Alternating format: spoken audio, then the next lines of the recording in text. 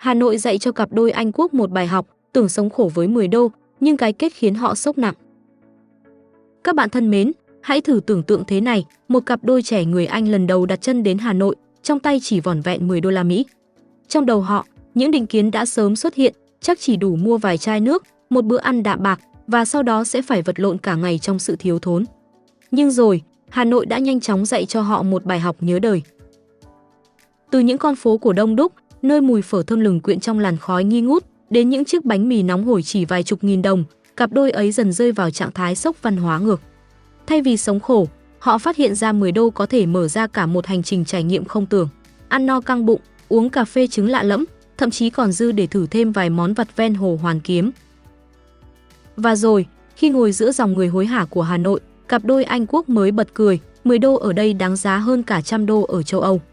Một khoảnh khắc khiến họ vừa bối rối, vừa thán phục, vừa thấy mình nhỏ bé trước một thành phố tưởng chừng hỗn loạn nhưng lại chứa đựng sự hào phóng đến khó tin. Vậy, điều gì đã xảy ra trong chuyến phiêu lưu 24 giờ của họ? Hà Nội đã khiến họ sốc nặng ra sao chỉ với 10 đô? Câu chuyện sau đây sẽ khiến bạn không thể rời mắt. Airbnb ở Tây Hồ, căn hộ rẻ mà đầy đủ tiện nghi. Adam và Summer bắt đầu ngày mới tại khu Tây Hồ, một khu vực được họ mô tả là yên tĩnh của Hà Nội, nhưng vẫn tràn ngập sức sống với tiếng xe máy kêu inh ỏi, những con ngõ nhỏ tấp nập người qua lại và không khí nhộn nhịp của thành phố. Họ ở trong một căn Airbnb trên tầng 3, nơi mang đến cho họ cảm giác như đang sống thực sự tại Hà Nội, chứ không chỉ là khách du lịch thoáng qua.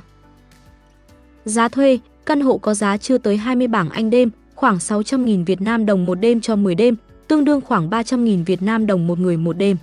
Adam nói rằng với mức giá này ở Anh, họ chỉ có thể thuê một góc phòng trọ nhỏ, còn ở Hà Nội, họ có cả một căn hộ đầy đủ tiện nghi. Đầu tiên là phòng khách riêng, được trang bị sofa êm ái, bàn ăn và không gian mở để họ thư giãn mà không phải chen chúc trong phòng ngủ. Summer mô tả cảm giác như ở nhà, khác hẳn những khách sạn bình dân nơi họ phải xem TV ngay trên giường. Khu vực bếp có tủ lạnh lớn, ngăn đông và đầy đủ dụng cụ nấu ăn. Adam kể rằng họ mua một túi bột giặt lớn để tận dụng máy giặt kiêm sấy trong căn hộ, giúp tiết kiệm thời gian và công sức khi không phải tìm tiệm giặt là. Phòng ngủ tách biệt, cung cấp không gian riêng tư, giúp họ cảm thấy thoải mái hơn so với ở khách sạn nhỏ. Summer nói phòng ngủ này là điểm cộng lớn, vì họ có thể nghỉ ngơi mà không bị TV làm phiền. Phòng tắm rộng rãi, sạch sẽ, hiện đại, với đầy đủ tiện nghi như vòi sen, bồn rửa và gương lớn. Máy giặt kiêm sấy, Adam và Summer gọi đây là game changer, thay đổi cuộc chơi, vì họ có thể giặt sạch đống quần áo tích tụ suốt 3 tuần ngay ngày đầu tiên. Adam kể rằng họ giặt đến 4 mẻ đồ, cảm giác như được giải phóng khỏi cơn ác mộng tìm tiệm giặt là khi đi du lịch. Ban công nhỏ, có bộ bàn ghế kiểu Tây để ngồi ngắm phố phường. Adam nhận xét ban công hơi mộc mạc ở vài góc, với vài vết bẩn nhỏ, nhưng với giá thuê rẻ như vậy, họ không có gì để phàn nàn. Điều hòa và quạt trần, cả phòng khách và phòng ngủ đều có điều hòa, rất cần thiết trong cái nóng 33 độ C của Hà Nội. Quạt trần bổ sung thêm luồng gió mát, giúp họ thoải mái hơn trong mùa hè oi bức. Chi tiết thú vị, trong căn hộ có một chú thần lằn được đặt tên là Zero, sống gần gương trong phòng tắm. Adam giới thiệu Zero như người bạn vô hại, nói rằng nó chỉ thích quanh quẩn khu gương và không làm phiền họ. Summer đùa rằng Zero dường như cũng yêu thích cuộc sống ở Hà Nội và họ cảm thấy chú thần lằn này như một phần của trải nghiệm độc đáo tại căn hộ. Adam mô tả căn hộ tuy có vài chi tiết hơi thô sơ, như một số góc chưa được hoàn thiện, nhưng tổng thể sạch sẽ, hiện đại và đáng giá.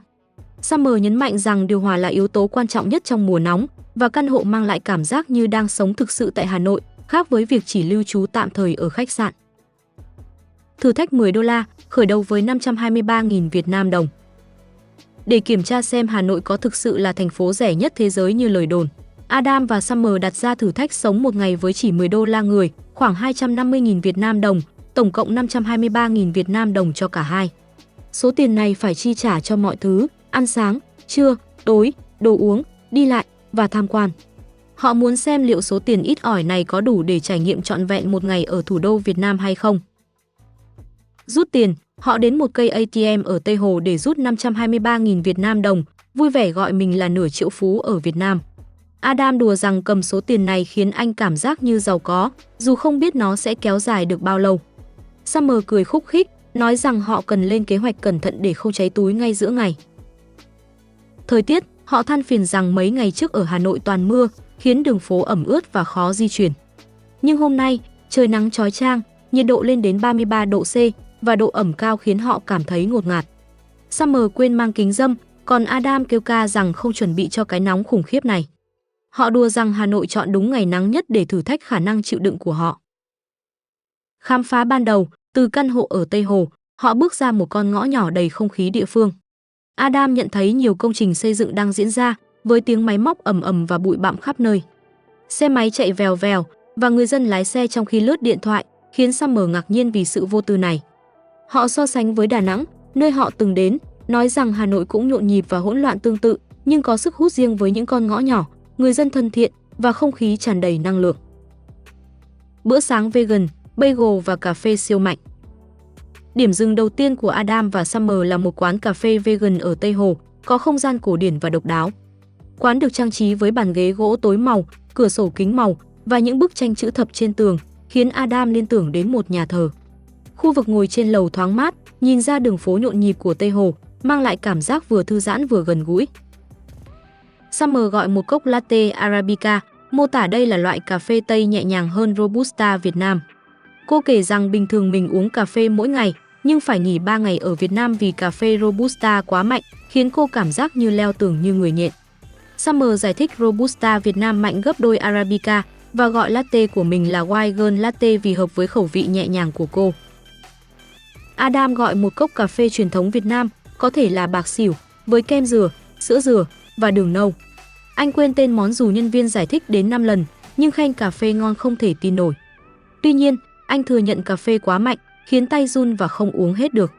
Adam đùa rằng từ Robusta nghe giống Robust, mạnh mẽ, nên không ngạc nhiên khi nó mạnh đến vậy. Món ăn, cả hai gọi bánh mì bagel vegan với phô mai kem, cà rốt giả làm cá hồi, dưa chuột muối, hành tím muối và thì là kẹp trong bánh mì mè nướng giòn. Summer gọi đây là flavor bomb, quả bom hương vị, nói rằng đây là một trong những chiếc bagel ngon nhất cô từng ăn, bất ngờ khi tìm thấy món này ở Hà Nội. Adam ngạc nhiên vì không có vị cá, chỉ toàn hương vị đậm đà và đồng ý rằng bagel ngon đến mức đáng kinh ngạc, đặc biệt trong bối cảnh một quán cà phê ở Việt Nam. Giá cả, tổng cộng 225.000 Việt Nam đồng, khoảng 6 bảng Anh hoặc 7,5 USD cho 2 bagel và 2 cốc cà phê, chiếm 43% ngân sách cả ngày. Adam ngạc nhiên vì tiêu gần nửa ngân sách ngay từ sáng, nói rằng món ăn kiểu Tây này đắt hơn so với chuẩn Việt Nam. Summer bổ sung rằng ngoài thử thách, giá này vẫn rất rẻ so với một bữa sáng chất lượng với sữa yến mạch ở Anh, nơi một cốc cà phê lề đường đã có thể tốn tương đương. Từ Tây Hồ đến phố cổ, lựa chọn Grab để tiết kiệm sức. Sau bữa sáng, Adam và Summer đi dạo quanh khu Tây Hồ, ngắm Hồ Tây với những tòa chung cư hiện đại, ban công kính và mặt tiền đá hoa cương. Họ nhận xét rằng Hồ Tây trông nhỏ trên Google Maps, nhưng ngoài đời thì rộng mênh mông, với mặt nước lấp lánh dưới nắng và những con đường uốn lượn xung quanh. Kế hoạch di chuyển, họ muốn đến phố cổ, trung tâm nhộn nhịp của Hà Nội, cách Tây Hồ khoảng 4 km. Họ cân nhắc giữa đi bộ để tiết kiệm tiền hoặc gọi Grab để tránh cái nóng 33 độ C và độ ẩm cao. Adam nói đi bộ có thể tiết kiệm tiền, nhưng Summer lo rằng cái nóng sẽ khiến họ kiệt sức ngay từ sớm. Quyết định, họ chọn Grab với giá 57.000 Việt Nam đồng, khoảng 1,5 USD, chiếm thêm 10% ngân sách. Tổng chi phí lúc này là 282.000 Việt Nam đồng, hơn nửa ngân sách đã tiêu. Trải nghiệm Grab, chuyến xe kéo dài 20 phút, đi qua những con đường đông đúc của Hà Nội. Adam nói nếu đi bộ, họ mới đi được 10% quãng đường và chắc chắn sẽ tan chảy vì nóng.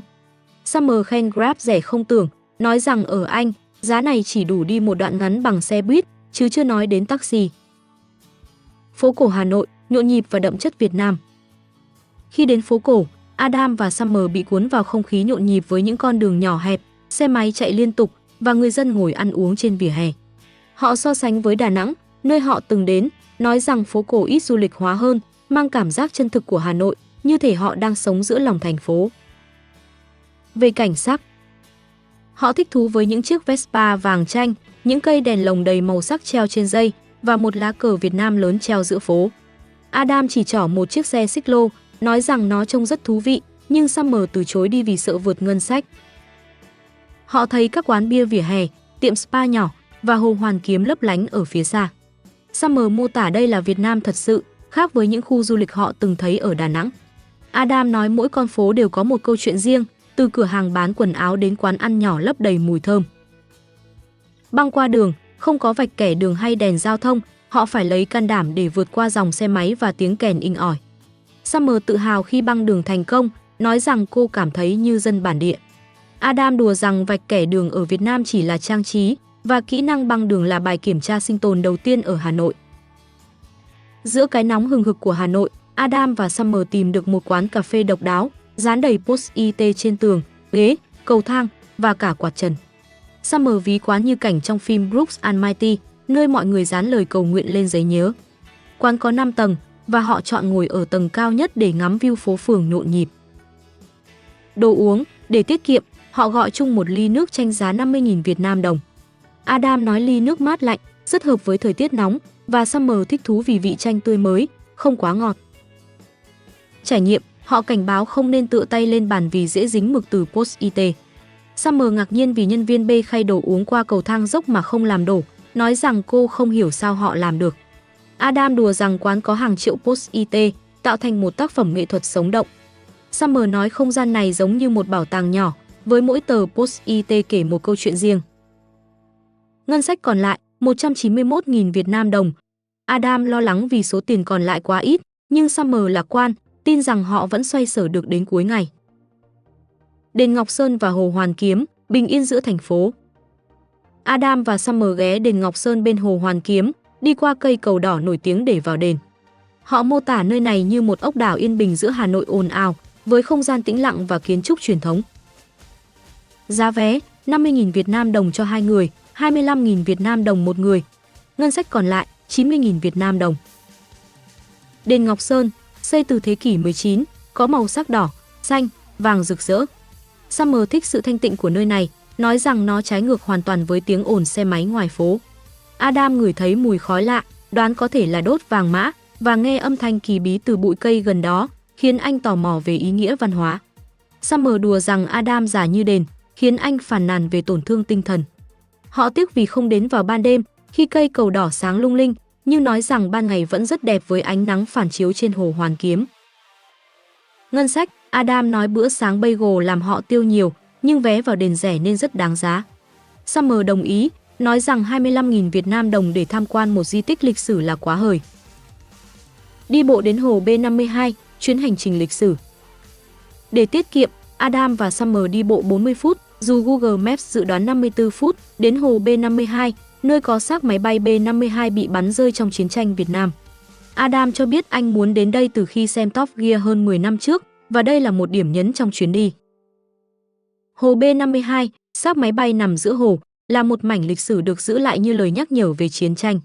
Adam ngạc nhiên vì nơi này không đông khách du lịch, chỉ có vài người dân địa phương câu cá. Summer nói Adam sáng mặt khi thấy máy bay, như fanboy gặp thần tượng. Họ thấy một quán cà phê gần đó tên B52, và Adam đoán rằng xác máy bay sẽ được giữ nguyên như một phần lịch sử của Hà Nội. Summer tò mò về việc người dân câu cá, nhưng nói rằng cô không dám ăn cá từ hồ này vì lo ngại ô nhiễm. Đồ uống giải nhiệt và quà tặng bất ngờ. Sau chuyến đi bộ mệt mỏi, Adam và Summer dừng lại mua Fanta dâu và nước lọc giá 30.000 Việt Nam đồng, còn lại 60.000 Việt Nam đồng. Chủ quán tặng họ một gói bánh quy và một thanh kẹo mè.